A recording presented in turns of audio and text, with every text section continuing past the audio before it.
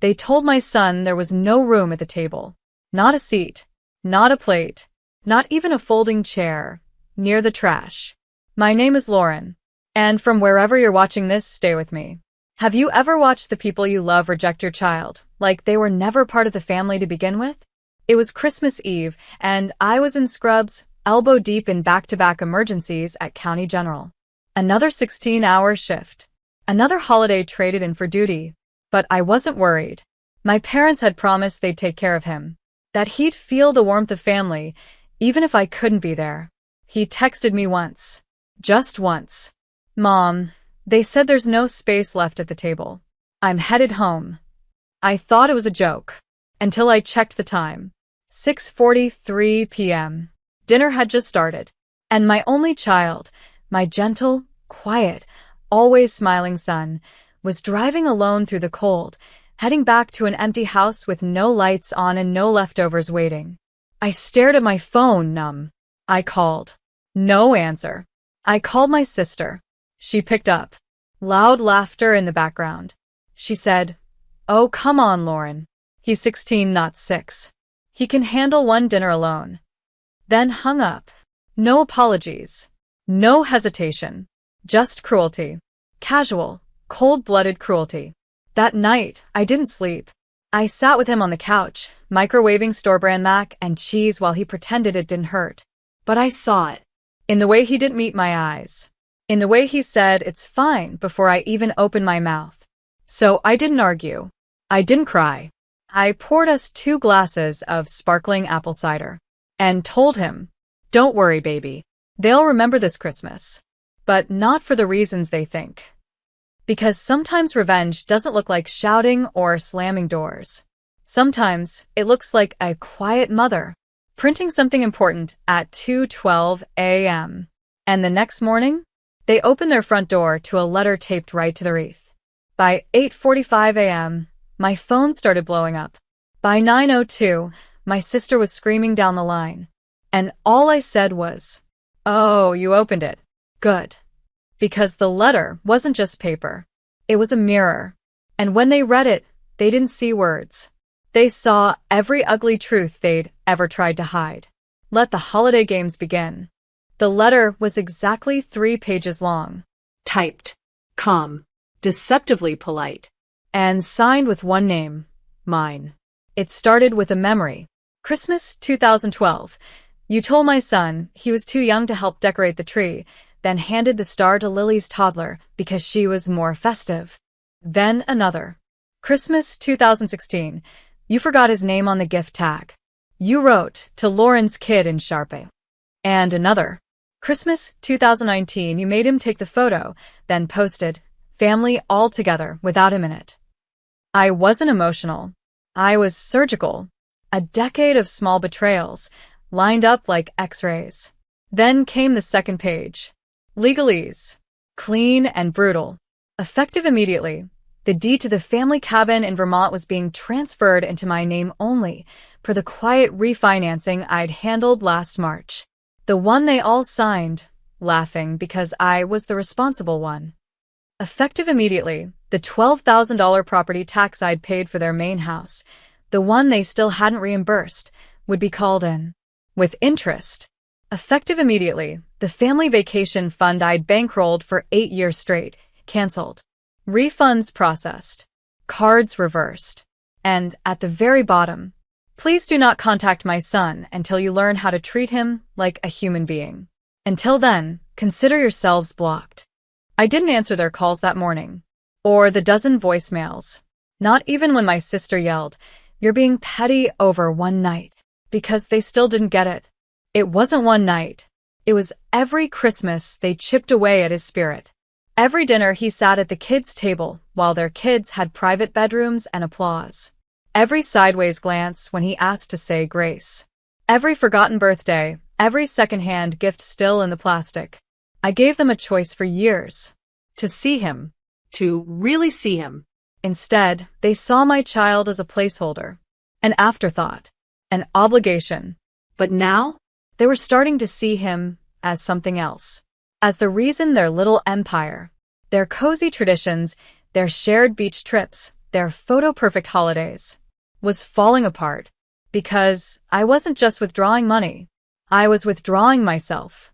And in doing so, I took the bridge with me. And bridges don't beg to be crossed again. They collapse quietly and leave those on the other side stranded. By New Year's Eve, the silence was louder than any explosion of fireworks. They hadn't seen it coming. Not the letter. Not the fallout. Definitely not the court notice that arrived on December 30th, informing them that the joint trust fund Dad set up for the grandkids had a new trustee me. They tried to call my bluff. But I wasn't bluffing. For years, I played their game. Funded their flights, split their bills, bought matching pajamas for family photos, only to watch them crop my son out of the frame every single time. Now they were scrambling. My dad sent a voice note. "Lauren, you're being overdramatic. Let's talk this through like adults." My sister wrote a message so long, it needed to be sent in parts. She called it a misunderstanding, said the table was just full, said her husband forgot to bring an extra chair, said I was letting my nurse stress cloud my judgment. But I wasn't clouded. I was crystal clear. I looked at my son, 16 years old, quiet, observant, already too used to being excluded. He said nothing through all this. Didn't ask me to stop. Didn't ask for revenge. But when I told him what I'd done, how I'd shifted every account they once relied on into a separate family trust under his name, he whispered one thing. "Thank you for choosing me." That's when I knew. This wasn't about revenge. It was about repair. Repairing the years I let them chip away at his confidence. Repairing the parts of myself that always stayed silent to keep the peace. Repairing the boundary between what I owed them and what I owed my child. Because blood may be thicker than water. But respect? Respect is the real currency of family. And they'd gone bankrupt. So I didn't just cut them off. I gave them a taste of what they gave my son. A holiday alone. No cabin. No calls. No cash. And when my sister posted a New Year's picture, it was different this time. No coordinated outfits. No matching mugs. No caption. Just 3 adults sitting around a half-eaten dinner. And an empty chair in the corner. Poetic, isn't it? How the people who never made room for him suddenly had so much space. They showed up at my door on January 3rd. No warning. No text. Just 3 knocks. Sharp, desperate, and familiar. I opened the door and found my sister standing there with fake humility stretched across her face, holding a pie. A pie. Like this was some kind of sitcom apology. Behind her, my parents hovered, Dad looking everywhere but my eyes, Mom clutching her purse like it held a lifeline. "We just want to talk," my sister said. I didn't invite them in. Instead, I stepped outside and closed the door behind me. My son was inside, safe, warm. This wasn't going to touch him. Not anymore. "We were wrong," my mom started, but he should have said something if he felt left out. I blinked. "He was 16, Mom. You're the adult. You're the family." Then I asked, "What exactly are you sorry for?" They froze. Because they weren't ready for that. They wanted an emotional outburst. Not a quiet demand for specifics. "You're being unforgiving," my dad said. "Family is family." I smiled. "No. Family is action. Not blood. Not tradition. Not last names." They looked at me like I was speaking a language they'd never heard. And maybe I was. The language of boundaries. The language of finally saying no more. I handed them a folder. Inside, the documentation showing I'd legally removed their names from every shared asset. Cabin. Trust. Vacation property. Gone. "I'm not doing this to be cruel," I said. "I'm doing this because kindness with no accountability is just enabling." My sister's mouth twisted. "But what about forgiveness?" I leaned in. "I gave forgiveness. Years ago. You called it weakness." Then I pointed to the car at the curb. "You can keep the pie. It's the only thing left you brought that doesn't harm." I turned, walked back inside. Behind me, my son stood in the hallway. He looked up at me and asked, "Are they gone?" I nodded. He exhaled. And in that moment I realized something.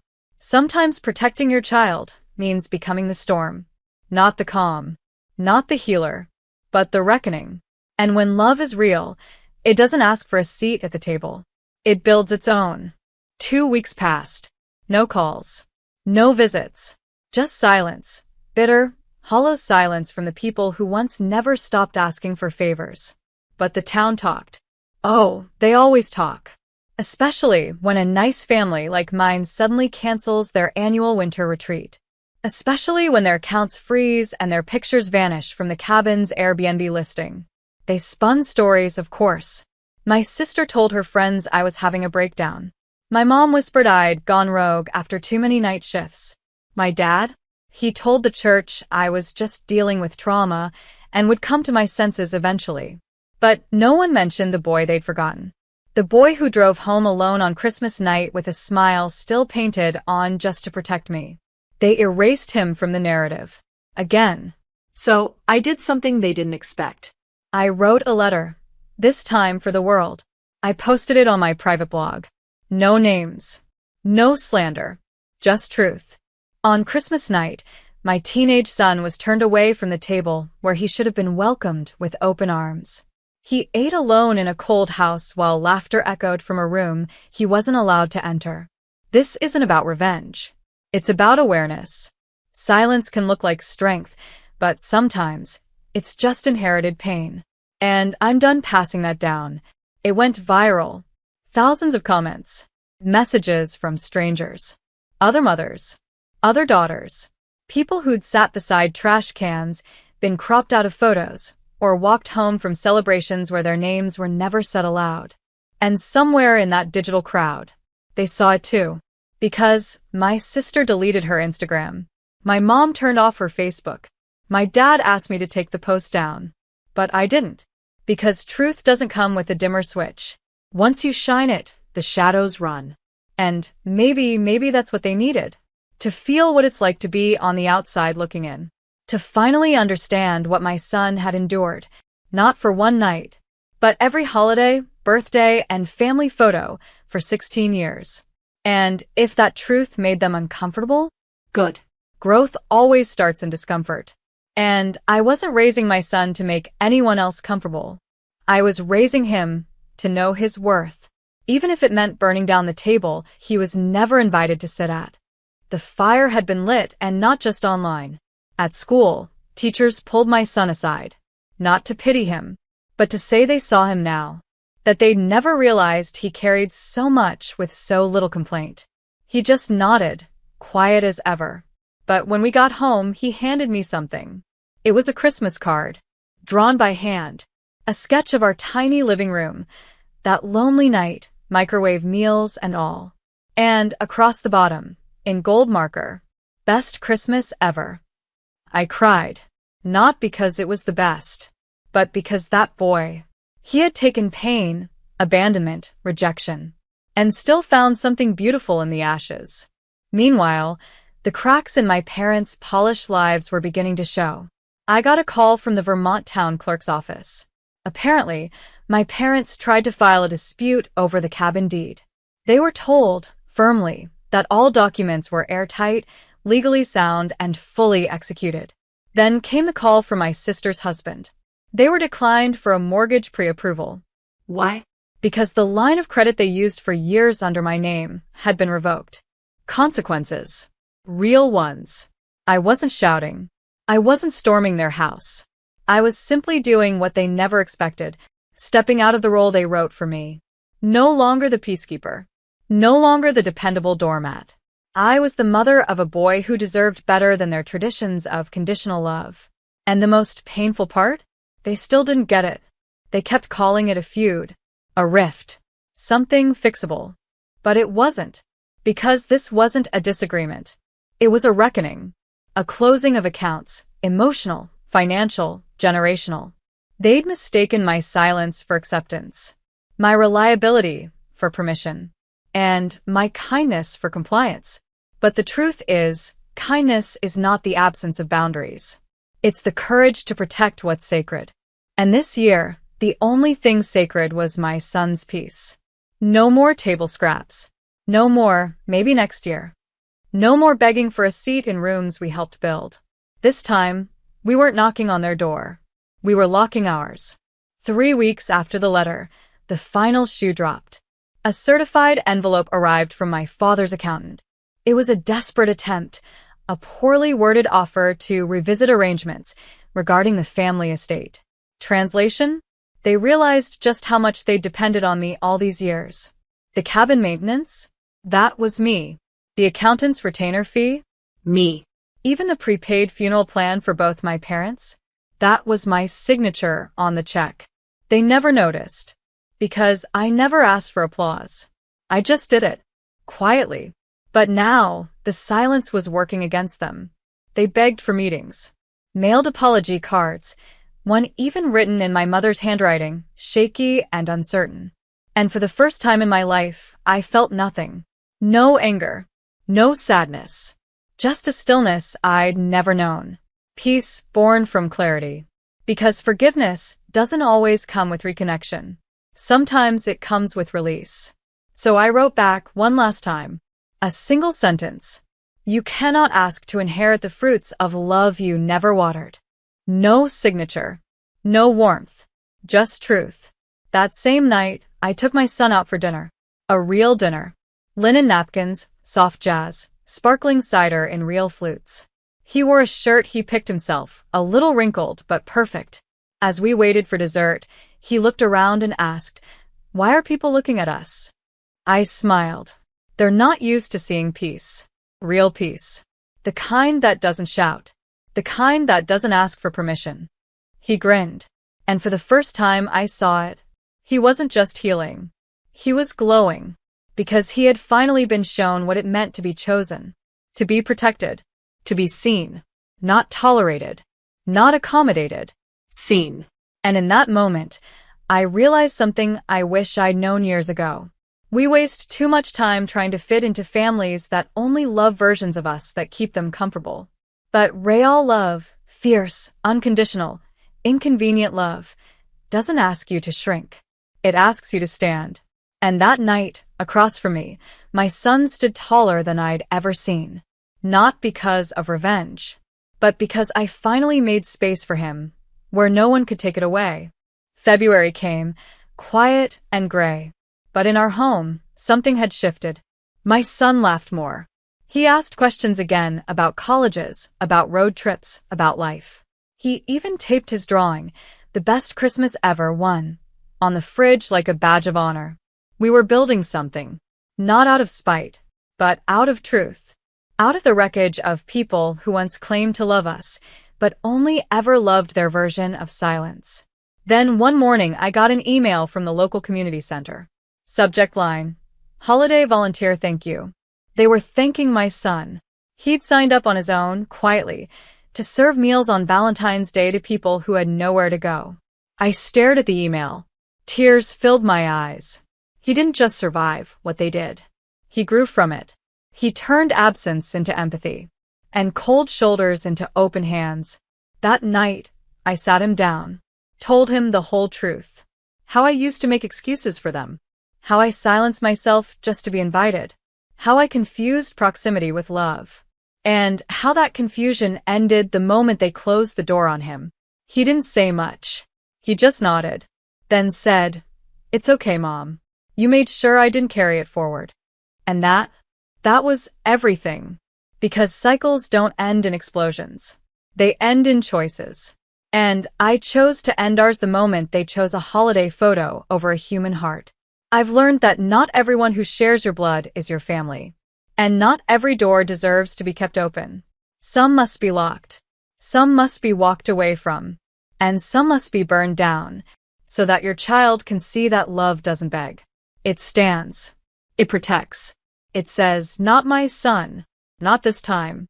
And it rebuilds, not with tradition, but with truth. So no, they'll never sit at my table again. But every time my son laughs, every time he holds his head higher, every time he chooses kindness even after cruelty, that's the justice. That's the revenge. And that's the legacy I leave behind.